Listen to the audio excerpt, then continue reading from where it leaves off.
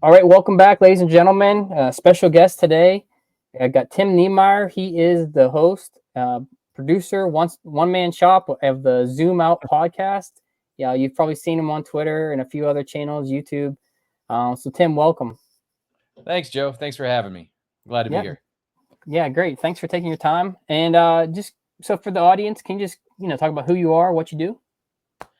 Yeah, my name is Tim Niemeyer. I am an educator by day and by night. By day, I currently elementary in the public schools here in Central Illinois, and then by night, a Bitcoin educator. I Nice. have Zoom Out podcast. Recently wrote a book, History Echoes Bitcoin. Uh, Fell down the rabbit hole in 2018 and kind of never looked back.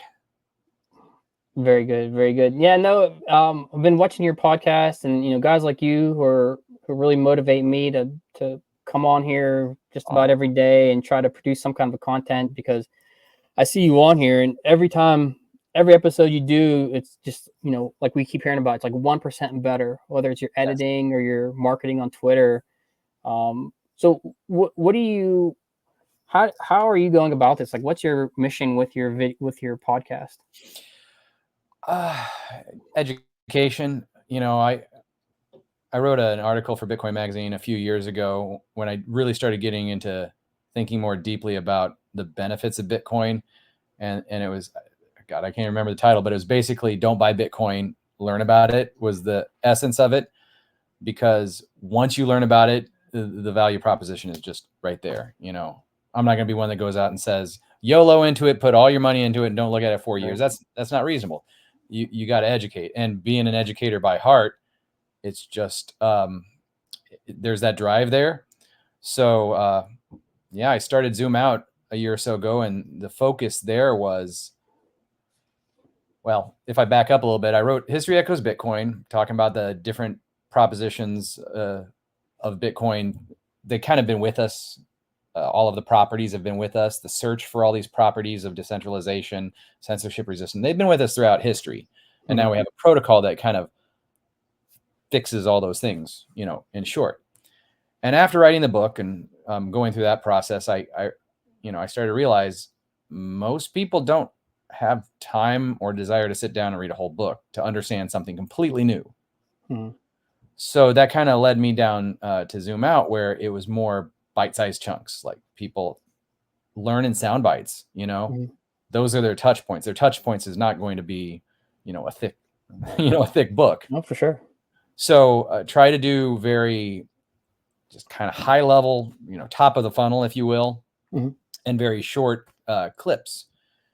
And I started to grow from there. And then the more you grow, the more you want to, like you said, 1% better. Geez, I coach my son's baseball team, and that's like one of our mottos, 1% better every time. Right. And so I got into podcasting like yourself, and I found from there, you see a lot of these clips online. Well, shoot, those clips are those little touch points for all the potential newbies, all the non-coiners and pre-coiners. So it's just getting that message out there about how Bitcoin can solve so many things societally. Learning about Bitcoin can make you just individually a better person, learning about proof of work, learning about low time preference. So that's kind of the driving force behind all that. Yeah, very cool. Yeah, I would say for me, so I kick myself sometimes because early on, and I guess probably a lot of people go through this, I was a denier, right? Of it's just some scam. People are trying to make money, whatever the case. It wasn't like the concept of mining wasn't registering in my head. Like I don't get it. And then one day I was like, well, I have the internet, literally all the resources I could need to learn about it if I just took the time.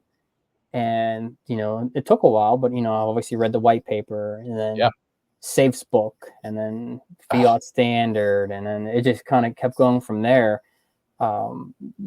So many different resources, and obviously you'll never know. I don't think you ever really know Bitcoin fully, because there's always, it seems as you learn, you discover there's more you don't know, and you just continue to learn. But for the average person, like, who's going to take the time unless they have a dying interest? Like you said, who's Yeah. going to read a thick book? Some of us are predisposed to a lot of those properties that where they just inherently make sense. So it's an easier transition from like, I have no idea what this is to, oh, I kind of get it. But you're right. There's so wide ranging. So it covers so many different aspects of life that you're never going to like fully understand it. But you got to, and that's kind of like our challenge, you know, as content creators, as educators, is to find the different pockets of society and say, this is the part that's important to you. This is why you should study it. And then if they choose to, you know, you can lead a horse to water kind of concept. But once they start to drink from that, you know, they start to see the other things around. And that's when it really takes hold. Yeah, for sure. No, I think an interesting part for me, like one of the things that I kind of helped me with this concept was when we were in Iraq and Afghanistan. Where I was in Iraq only. I only deployed to Iraq, and I saw when they talk about the unbanked, and you see the people who were, you know, on the receiving end, like regular civilians in Iraq who their homes were destroyed and there was no money. They had no money. They had no employment. They had no hope for a future. Any money that would possibly be sent to them or provided to them in terms of aid was quickly confiscated by, whether it was Al Qaeda or whatever groups were kind of running through at that time. And so it kind of made me think about the decentralized nature, the security of Bitcoin, not being able to just be confiscated and taken, how that would take some of the corruptness out of a government, out of an area, by having something as, as much as everything was destroyed, a lot of them still had phones. They Right. could still, use cell phones. They had access to phones. And, that kind of opened my eyes to a lot of this because, when it say, oh, there's no use cases for Bitcoin. And it's like, are you kidding? Well, and the thing you're pointing on that resonates with me is like pain is the best teacher. Mm-hmm. And that's unfortunate. But one of the best articles I read early on, and I mean, gosh, it's had to been 4 years ago. Alex Gladstein's, it was in Bitcoin magazine before the book, like the original article, Check Your Financial Privileges. Yep. That really hit home with me because, not super, try to be empathetic, but when you read from other people's position of this is a lifeline, and the crazy thing is, we can buy it over here and sit on it and, make money. So one of the value propositions is the scarcity aspect of it, which is great, but you also have the censorship resistance. You also have the immutability, just being a peer-to-peer network. Other people around the world in way worse situations than us can benefit, but we can also benefit. And that's really when it clicked for me that like everybody's use case feeds into everybody else's use case. It's that network effect where we're all benefiting. Everybody in this system can benefit from everybody else's use case, which doesn't seem the same with fiat. You know what I mean? It seems the opposite. It's like we're all kind of pulling, on the power strings because whether it's dissipating value or, whoever controls the purse controls the power kind of thing. So if you can see that shift in mentality, not just by the individuals, but by the collective network, it's like it slowly becomes a no-brainer. It's that gradually then suddenly, once you have that click, that all of the synergy that's involved, I can't see how people just still can't see it, to be honest, at times. Yeah. So you mentioned you have your book you wrote not too long ago. Now we'll put the link into the description so that people who want to, take a look and buy it on Amazon or whatever definitely have the opportunity. Can you just tell me what it's about? Sure. So History Echoes Bitcoin. I looked at the value propositions, or let's just say I looked at the different properties of Bitcoin. you know, because as you study, you start to look. So I'm just going to list them off here of what I wrote about. Permissionlessness, gaining consensus, decentralization, trust minimization, censorship resistance, open source collaboration, immutability, and scarcity. So if you think of each of those properties as something that's history, society has been yearning for, well, now we have a protocol that expresses all of those in a very simple code. So what I did is I just took like 5 episodes throughout history for each of those, you know, like little vignettes. And I didn't really hit the reader with Bitcoin fixes this right off the bat. I kind of like try to show how each of these were valuable throughout history. So for example, like permissionlessness, the Protestant Reformation, you know, Martin Luther, you know, that whole thing about not having to be told or get permission to, you know, have a relationship with God. You know, back then in the Catholic Church, gosh, I even forgot the exact term, but indulgences, right? Where the church, you know, you'd have to pay to get your sins forgiven. Stuff like that. Yeah. So as I go through all of these examples, the hope is that the reader will see that, oh my gosh, we have been looking for a way to express ourselves without permission.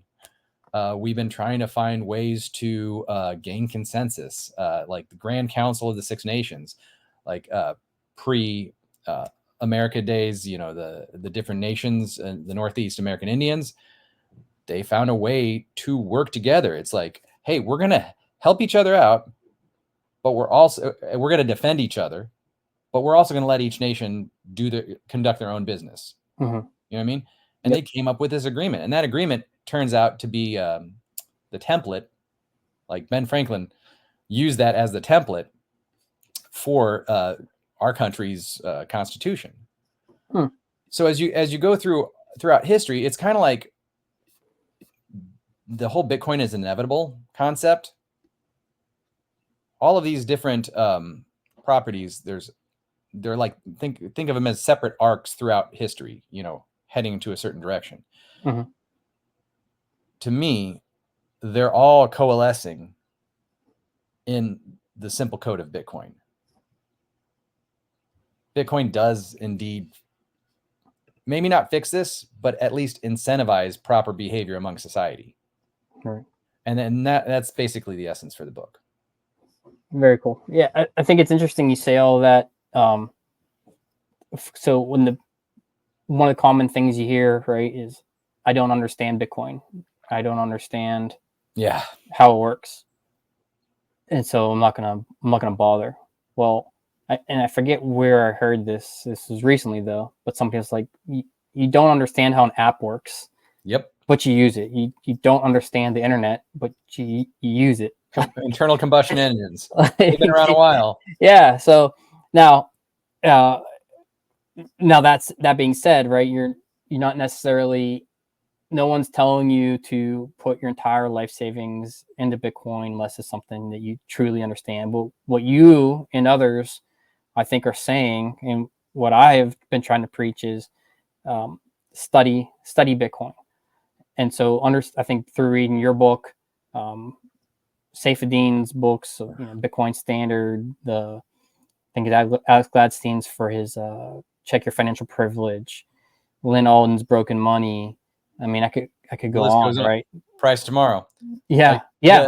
Jeff Booth. The two that really just kicked me in the ass, it was the Bitcoin Standard, followed by The Price of Tomorrow.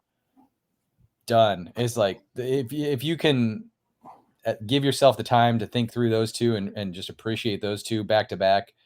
I mean, for me, that it was over after that. It's like, you know. Oh yeah, for sure. Yeah. Fiat Standard as well kind of got me. So, you know, another thing, and I don't know if you run into this, especially as you're talking to people about Bitcoin, and I can tell you from my side, what I try to explain to people is when you do buy Bitcoin, you don't have, no one's telling you you have to buy one whole Bitcoin, $70,000 worth of Bitcoin. Yeah, right. You can start small, you know, put a couple bucks in, $50 in, $100 in, And I think through that, you naturally start to like gravitate toward it and try to understand it more. Like, When you got skin in okay, the game, right? yeah, it's like, hey, $50. Well, let me see what this is. What is a wallet? What is a Lightning Network? What is, who accepts Bitcoin? Okay, why do they accept Bitcoin? And you start, all these questions start popping up in your head, and you start to naturally dive into it. And then as whether we like it or not, right? When you see the number go up, Hey, yeah, it's brings one of people in. those things. Yeah, and But to me, so it yeah, even more so, it's like one of my favorite phrases: "Good ideas don't require force." mm-hmm, I mean, it's simple, but it's kind of profound. It's like you think about all of fiat; it's forced. mm-hmm. Try and use some other currency. Try and transact in some other currency in most nations around the world. Nope. Yeah, And Bitcoin technically doesn't have a marketing team. What is it? Is people who have understood it, who are trying to share their passion. And at no point, anybody, like you're saying, nobody's saying put your life savings into this, but definitely don't ever leverage. mm-hmm. You have people telling you don't do it. But if you learn about it, guess what? You're going to realize it's a good idea, and then you're going to want to do more, and you want to get into it. And that's kind of where you and I are at, right? Yeah, I feel like I've become stress free after Yeah. I've stopped focusing on like stocks and trading, Yeah. and then you know it's like you put the money in Bitcoin, and then your time preference, right? I'm not worried about dips in the market. I'm not worried about, there's a joke, you see it on Twitter now, right? Is, oh, the Bitcoin CEO is selling half, he's dumping, all of his shares. Like, there is no CEO. There's I spent, so I'm in my mid 40s. mm-hmm. I spent a lot of years in my 30s really trying to study, trading, fundamental analysis, technical analysis. Yep. Let's read all the Warren Buffett books. I was a big fan of Preston Pysh before he even got into Bitcoin. Mm-hmm. Like we got in around the same time. I was a few months before him, and I kind of stopped listening to that stuff and was focusing on, and then all of a sudden he pops out with this amazing podcast. I'm like, oh, cool. But I spent so many years trying to do that. I tried to trade options. I tried all this stuff. And I found that while I was mostly directionally correct, my timing sucked. Mm-hmm. And I lost so much, not money, but really time. I lost so much time having to run this rat race. And the funny thing is, I didn't even realize till many years later that all I was doing was trying to outpace fiat. I was literally part of that rat race. I was part of the game that was created, whether it was created purposely to go against me or not. Yeah. I was fighting a losing battle. Right. And it brings you down. That's where a lot of probably depression comes from, is like, you have to run this race and you can't stop ever. But with Bitcoin, like you said, you just buy and hold. You got a fraction of the network. Again, good ideas don't require force. Eventually, more and more people are going to come on.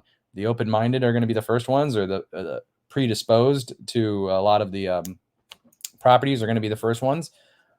But it doesn't matter if other people think it's a bad idea. They haven't done the work. They'll find out eventually. I keep battling with the phrase, you get Bitcoin at the price you deserve. Yeah. Very harsh. But there's some truth to it. It's like, if you're not willing to at least take a look or do a little bit of, due diligence, that's on you. At some point, you got to face the facts. Oh yeah, no, for sure. Now, just to share a funny story about the fiat days, right?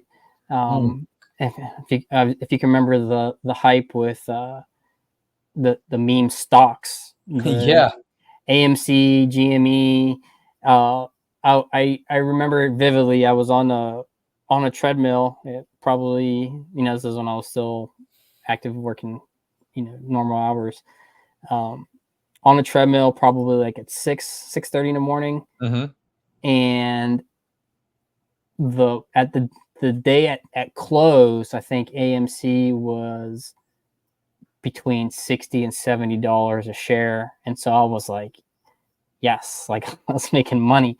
And then the next morning, pre-market, it was collapsing to like $30, and like there was nothing I could do, and it was kind of eye-opening for me. Like, you are putting your finances in charge of something that's corrupt.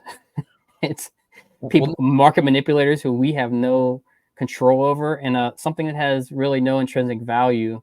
And the big takeaway that I had from that whole thing is, like, the aftermath showed, or maybe people knew beforehand. I think some people knew beforehand that there was, and please correct me on this because I just watched this from afar, but there was somewhere in the range of 120 to 140% of shares outstanding. Like, how can you have more shares outstanding than actual shares? That's fractional, fractionalization, rehypothecation, whatever you want to call it. That's wrong. That's why numbers do weird things, because it's not based in reality. Right. Yeah. It was an obviously I didn't lose any money on the thing, and I think once the market opened, I sold, but unrealized gains, right? Yeah. But it was a horrible, at the time, like, heart dropping, what am I doing? Why my wife's gonna kill me, kind of scenario.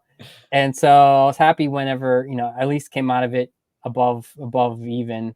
But again, it was, what am I doing? Why am I playing this game that I can't? There's no game to win, and like you said, the short shares and all the other stuff, and I'm like, why am I wasting my time worried about what, I forget what the hedge fund was that was running it, but why do I care about this? Why am I wasting my time being upset and frustrated, and it's not worth my time and my mental health for something that's not, right. legitimate. And also it was like GameStop, and I have nothing against gamers. My son's a big gamer, but like, what's the style of investing? I don't remember the exact phrase, where you invest in things that you think have a net benefit on society. It's not that I'm not just trading this because I think it's going to go up, but I honestly think this is going to be better for the world. Whatever that style of investing is, it's like, that's Bitcoin. To me, it's like, I can not only put in my money, my capital into Bitcoin because I think it's going to go up, but because by putting in there, leaving it in there, not only am I going to make money on it, but I also do believe, like I said before, with all those properties, it's a net positive for society. Not to mention the whole things that are going on with mining right now. Whether you're an environmentalist or not, there's benefits to the power grids, to just across the board. So what? There was a lot of stocks that I did that too, or like trade on options. I knew nothing about them. I didn't really even care. Right. So what am I doing? It's the rat race. You're just trying to outpace inflation. Yeah. And that doesn't sit as well for me now looking back. It's like, it was a costly lesson, a lesson I had to learn, Right. Oh yeah. Yeah. I don't like, truthfully, I don't care what Jerome Powell says. I don't care what anyone says now. Like, although before I was like, oh, here we go. Here comes the CPI numbers. How's this going to affect me today? Yeah, no, I'm with you. And it's funny how you say that though, too, like making a better place. Like, when you first get into this, I think a lot of people, right? Like I said, the number go up. Some people think it's, you're going to get rich, make money. And if you do, great. And especially if you bought in early, great. But I would say the longer you're in Bitcoin, the less you care about that, less you care about your own financial gain. And like, for me, as I get older, my concern went from, how do I make money to make my time, to use it now, right? Yes. To, how do I set my kids up for success? How do I leave them in a better position in the future? How do I leave them with the security? And I think with Bitcoin, that does that. And So when it went to like 70,000, like I think shortly after, a couple weeks after the ETF, it went to like, 72, 73. Yeah. And everyone was like, sell, sell, sell. I was like, I'm not selling anything. Like, No. I'm never going to sell this thing. Right. Like, my plan is to pass my Bitcoin off to my kids, and Absolutely.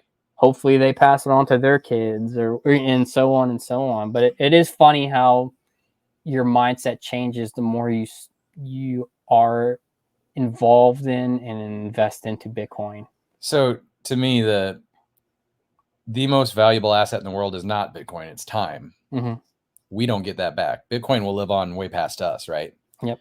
And once you start to get the concept of low time preference, you see that Bitcoin isn't the end goal. It's a tool that you're able to use to get yourself more time, or at least use the time, not get more time, but use the time you have more efficiently. You're able to prioritize better. We're less in the rat race. We still have to provide value to society, because like, why else should I get compensated? Maybe that's a very privileged take, but it's basic understanding, right? But now what I have is the priorities are, I get to spend more time with my kids, like 100%. Holy Lord, that's that's huge. We've as a society kind of gotten away from, spending that quality time together. We all go to our jobs, we come home, we get on our devices, rinse, repeat. That's, to me, and this is, just a personal take, that's not the highest quality life I can have. That's not the ideal. So being in Bitcoin now, not having to worry about that rat race, I'm able to spend time where I think it's most valuable, which will also produce greater future generations.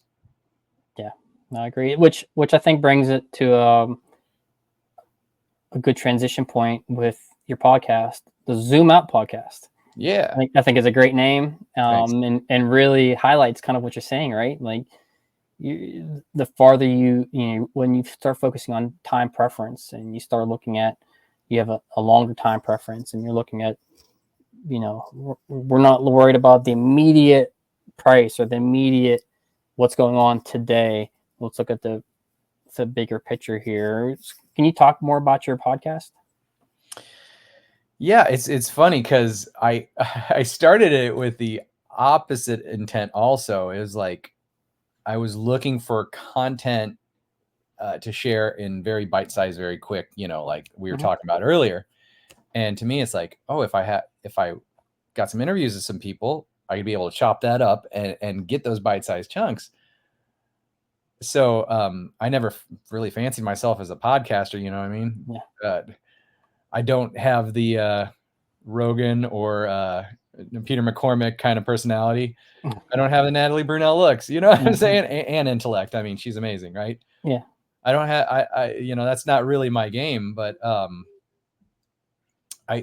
the more I did it, the more I found out that I still, like you said earlier, there's so much to Bitcoin. I learned so much. Like, anymore, like, as I'm getting ready for the podcast, I'm thinking of the questions for the guests. It's like almost selfish. Like, what do I want to learn?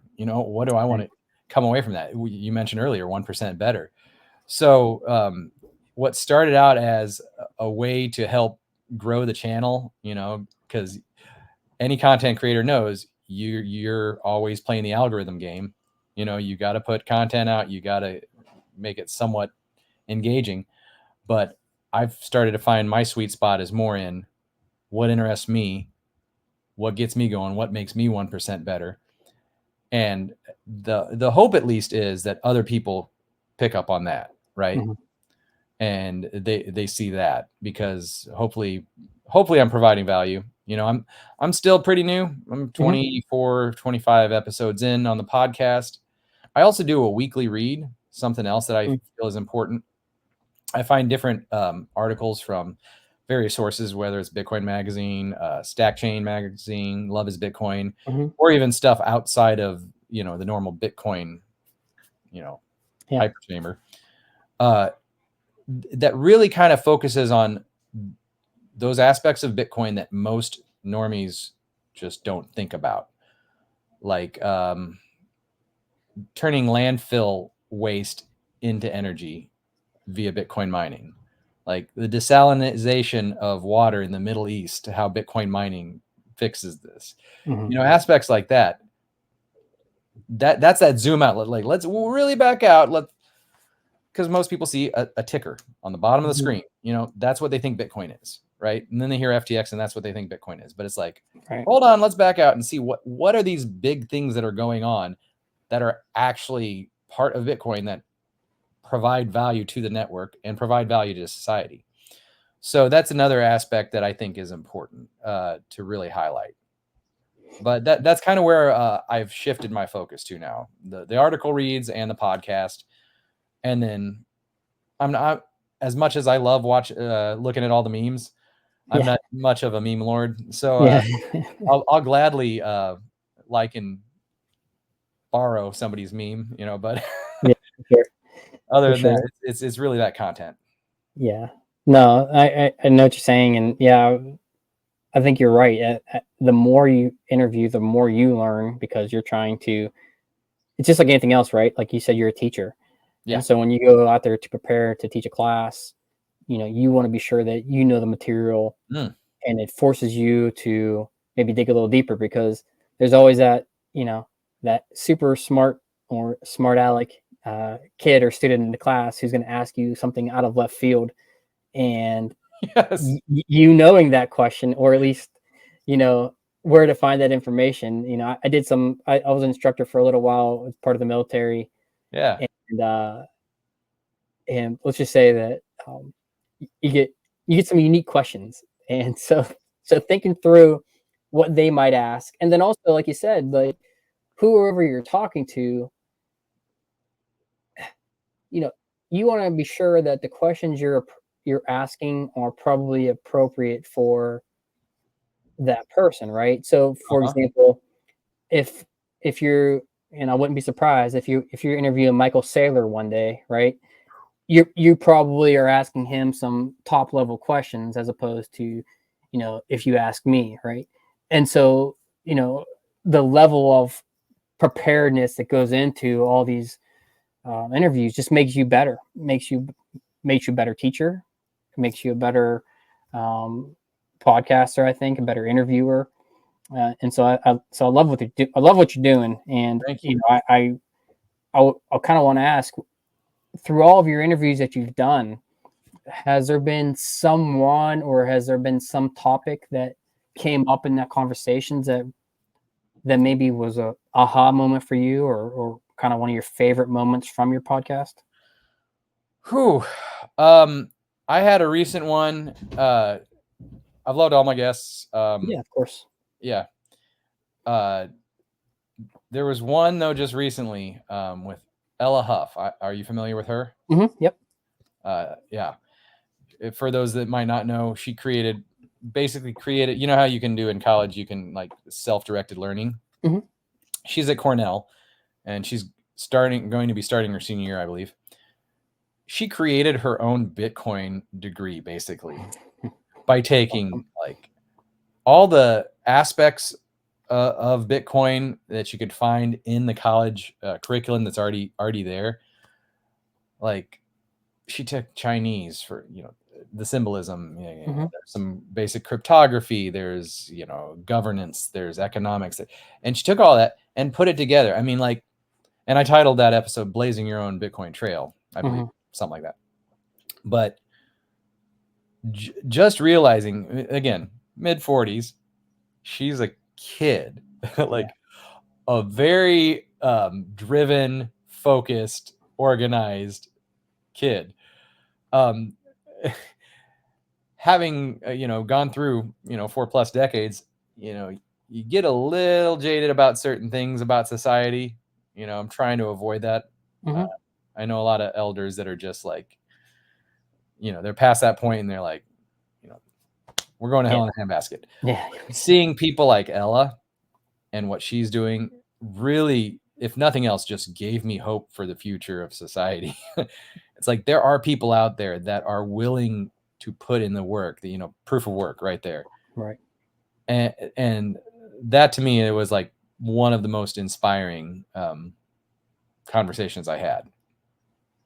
Yeah, awesome. Yeah, no, it's one of my favorites among all of your stuff. It's fun to listen to, especially as you're on the treadmill or working out or to drive to work. Yeah, Just something to I prefer to listen to that than the constant negativity that we hear, especially during election season, right? Just if I got to hear one more political podcast, I might throw up. But I got out of that a long time ago just because of that very thing. It's like, and what are they really wanting to do? They're wanting to control the purse, right? Yeah. And that's a fiat system where he who controls the purse controls the power. Well, really, who controls the money supply and the flow of money controls the power. And what does that do? That divides. Our system and its current iteration is continually dividing itself, and it's always a power grab. And if you think of those balls that you can like click and bounce back and forth, there's always that regulatory creep where I want more power, so I'm going to write, now I'm in power, I'm going to write this law so I have more power. But guess what? It's going to come back, and now they have that much power, and guess what? They're going to grab more power, and it's just constant back and forth that doesn't solve for anything. It just makes more division and diversion. Yeah. And at some point, you just got to say, my interests aren't in their interest. You know what I mean? Yeah. No, I heard somebody compare it to when we were growing up, the WWF or WWE, where one side is the heel, the bad guys, and the other side is the good guys. Yeah. And every once in a while, the bad guys win just to like keep it interesting. But at the end of the day, they all belong to the same organization. You go backstage and they're cracking beers, right? You know what I'm saying? So yeah, so the order I got, so the order I got, the more that I relate to that comparison. Yeah. So just as we've been talking for a while now, just to kind of get close to closing up here, sure. As you go through this summer, we've got the Bitcoin conference in Nashville. Yeah. I'll be heading to. I'll see you there. That's what I was going to ask, if you're going to be there, and there's a few other things that pop up from time to time, the Bitcoin meetups or anything like that. Is there anything that people can, if they look and try to like link up with you? Is it Bitcoin Nashville? Are you on the Orange Pill app at all, or anything like that? Not on the Orange Pill app yet. So I'm in Springfield, Illinois, which is in a cornfield. 150,000 people at best. Gotcha. I do co-host the Lincoln Land Bitcoin meetup. So if you're ever driving through, we host usually the first Monday of every month. This coming Monday is our next one. We have an hour and a half meetup. So you can find me, Lincoln Land Bitcoin on Twitter. Also on Instagram, I believe.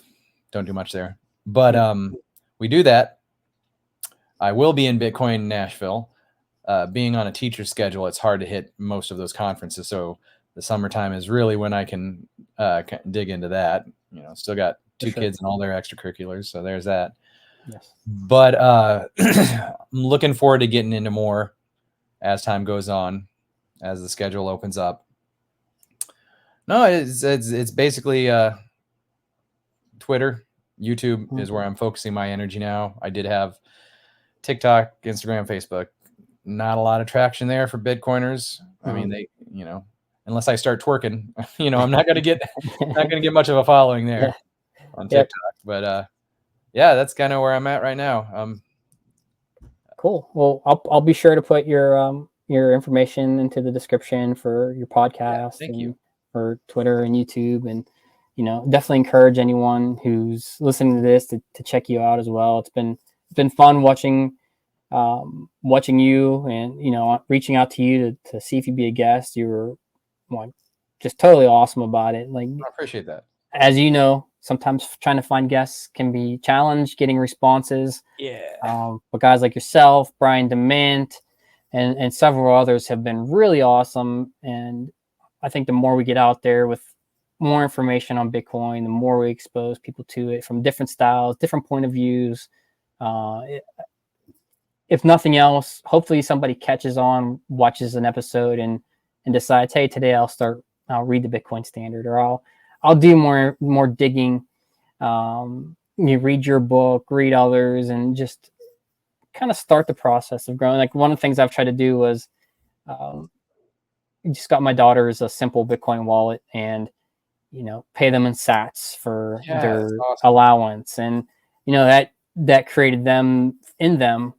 Hey, well, let me learn more about this. Like, you paid me $15 and now it's 17. What's going on? Like, yeah. And what does it mean? And then, then that digs deeper into their understanding of money and, time preference and everything else. And one thing also is like, the humility of and low time preference nature of it's okay being one touch point.